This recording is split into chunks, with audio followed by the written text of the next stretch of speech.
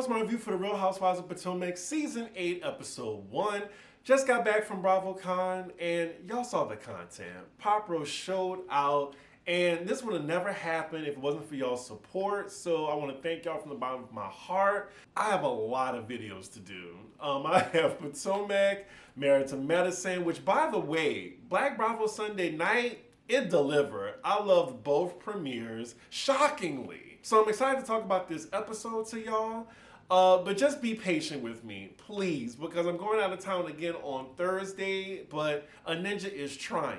Anywho, let's get into the episode. We open, and we all know that at the end of season 7, we found out that Robyn was hiding a secret, that Juan was stepping out on her, allegedly. I mean, the receipts showed up. I mean, it was a hotel receipt, but Robyn still chose to believe Juan anyway. And then, right after that, he gets caught out with another woman, a young person that looks like Karen, which made me think, was Karen right all along? Did she really know the tea? But yeah, Juan just keeps making Robyn look like a fool and delusional, and even her fellow green-eyed bandit is tired of it. So we're at the Dixon home, and not production doing this off-brand Stranger Things editing, trying to imitate the Upside Down. They're just so unserious. Robyn gets it for the majority of this episode, and they're playing all the receipts. They're even playing their podcast, Reasonably Shady. We're then reminded that Robyn didn't bring it up because she was expecting Karen to bring it up. Production is pulling all the receipts, and meanwhile we're getting commentary from the Grand Dame. Ooh, in this wig. And also Giselle's commentary. Like, they're both saying that it's just not looking good. Because first you go from the woman from Canada to the assistant coach, and Juan is in a nail salon. So then production does a reenactment, and you heard me right, they did a reenactment of a couple at a nail salon. So at this point, we have 3 instances of Juan making Robyn look like a fool. I'm just laughing because Karen is so vindicated. You know, I feel a little sorry for Robyn, and I met her at BravoCon. She was lovely. I said, thank you for sharing your life. You know, you're very brave. And, you know, she said, thank you. But just a heads up to y'all to make things clear, just because I met these ladies and they were nice, doesn't mean I'm going to go easy on them. Like, you know, I might give them some more grace, but I'm still going to judge honestly what I see on the TV. So we see Juan come in the house as Robyn's organizing their wedding pictures. I mean, this scene isn't staged at all. But by the way, Juan can still get it. Just saying. So now Robyn's discussing with Juan the firestorm that she's in because of his behavior. He is maintaining the fact that he was just doing a good deed for this floozy. Now, the story doesn't add up to me because there were messages leading up to him paying for the hotel room. So it's not just some random woman. Y'all had communication. I just don't understand her willingness to believe that. Now, if she just don't care and they have an arrangement and an open marriage, then that's fine. Just say that. She even asked him hypothetically, well, you paid for the hotel room. How come you just didn't go for it? His first response is, did you see her? But then he maintains that he didn't do anything and he effed up. Juan's fine, but he ain't a good liar. We then see Candace and Karen's reactions in the media, and Robyn still doesn't get why they're mad at her or why it's a big deal that she kept this a secret in the first place. It's because of all the subject matter you participated in about other people's marriages and trying to sweep your business under the rug on a reality show. But she just can't get that through her head. I'm actually surprised Juan didn't storm off yet. He's like calmly talking to her. He knows he's in the wrong. So now we're talking about the laundromat situation, and he said that he was working. It's still not good optics. And not him saying the coach that he went to the laundromat with is a beautiful, attractive woman. Just telling on himself. Even production put some funny music after he said that. Ooh, and then we get to Juan losing his job, and he's really trying to downplay it. He's like, I'm not devastated.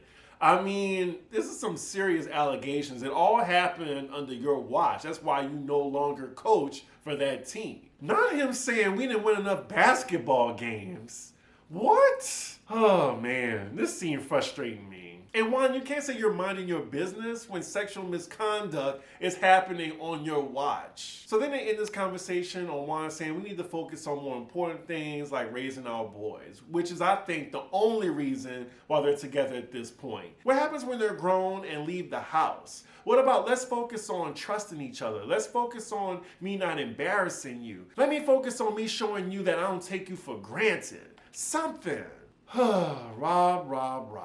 So next scene we're with Karen, Candace, and Wendy all meeting up for dinner, and they all look amazing, by the way. See y'all, I gave Candace a compliment. I will say this scene is given like they haven't seen each other in a long time. Like they don't hang out with each other outside of filming. Because I definitely believe Karen doesn't hang out with the other ladies when the cameras are down. Maybe Candace and Wendy, but I'm not sure with that either. So then they get to the topic of Robyn, and they're saying how she needs to take ownership from all the truth that she hid last season, and how she tried to deflect what was going on in her life by putting the focus on Karen and Candace, and I think even Wendy too, because of the whole Happy Eddie thing. I really love Candace's choice of words. What really blew my wig over there is when she said that she expected Karen to bring the scandal up. And then production reminds us when Karen was telling Ashley the tea about Juan, him seeing a lady that looked like her, and they tried to play her with that drawing, but look, if you go and see the woman, she does look like a young version of Karen. So Karen was right, it was just the wrong girl. And side note, y'all, Karen still does not see it for Robyn because she was going at her at BravoCon. So then we cut to Wendy's confessional, and since they're on the topic with everyone,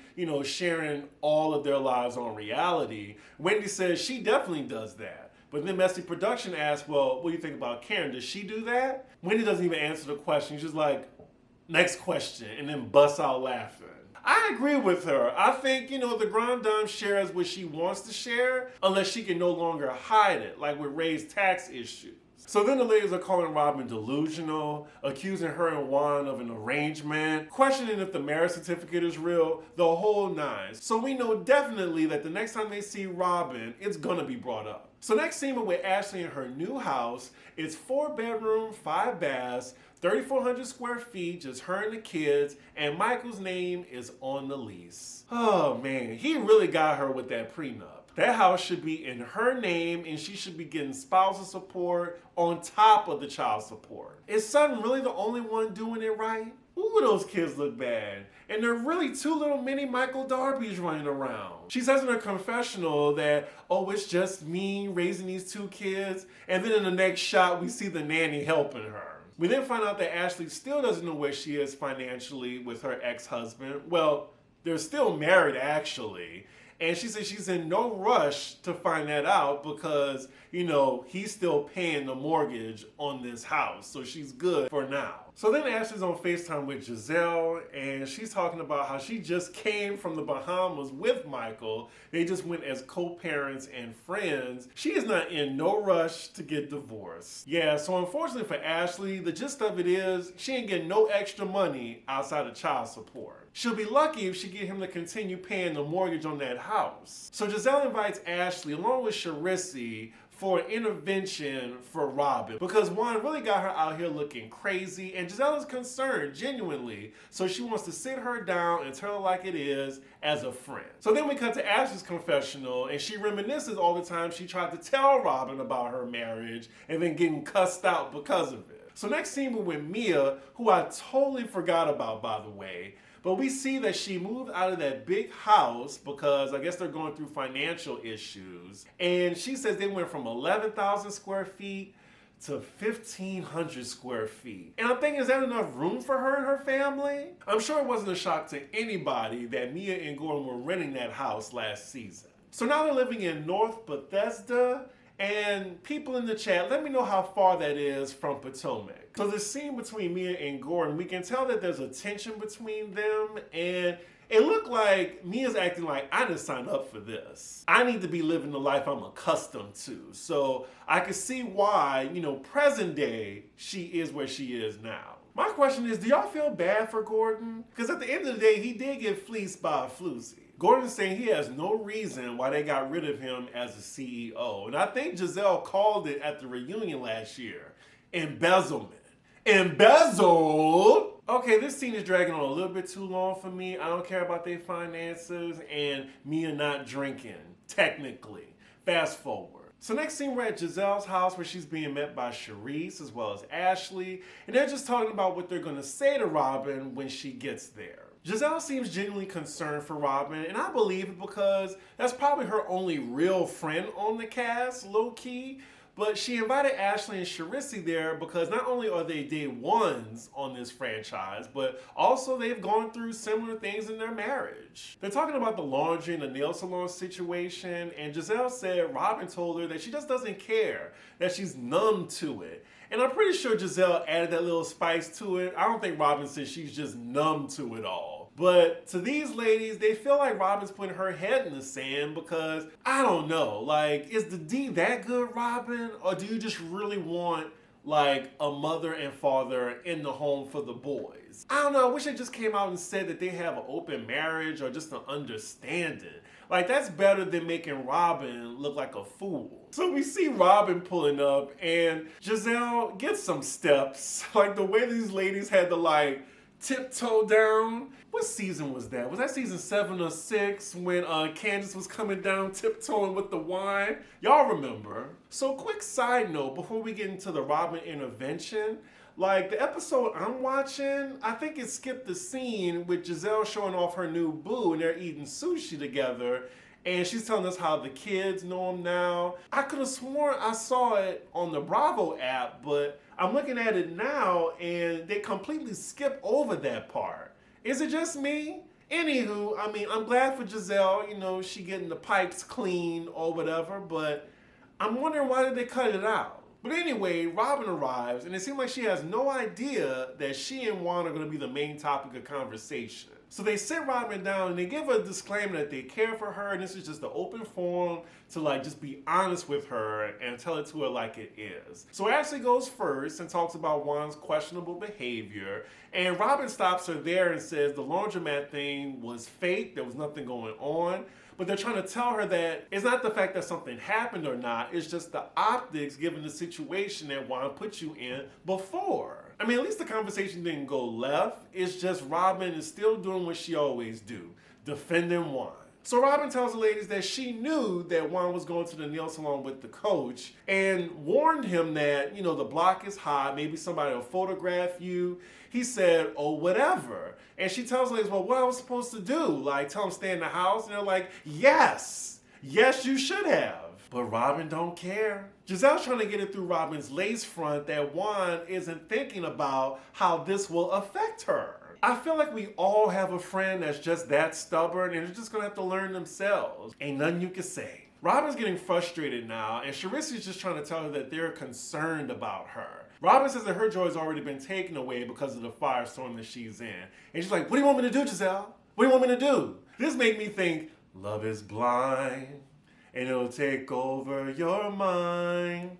What you think is love is truly not. You need to elevate and find. That is the song that comes to mind right now. She then says her joy's been taken, but it's not Juan's fault.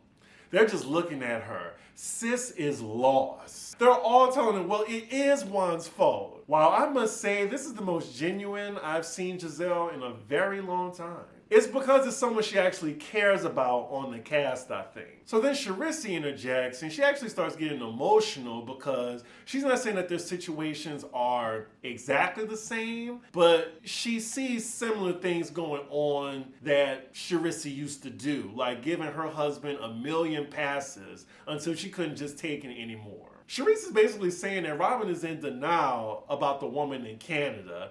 And then I hate that she refers to that show in New York. Like, we know that you're talking about Watch What Happens Live. She was just like, when I heard you talking about it, I was just like, oh my God.